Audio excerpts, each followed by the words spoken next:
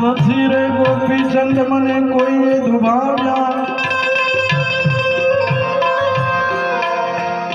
નથી કર્યા કોઈએ મારા અપમાન,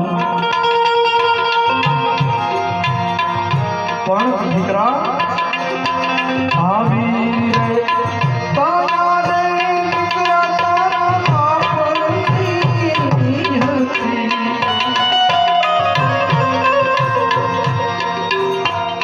બેટા આ તારું ખુલ્લું અલમસ્ત શરીર ને આજે હું જોઉં છું ને, આજ મને તારો બાપ યાદ આવી ગયો બેટા।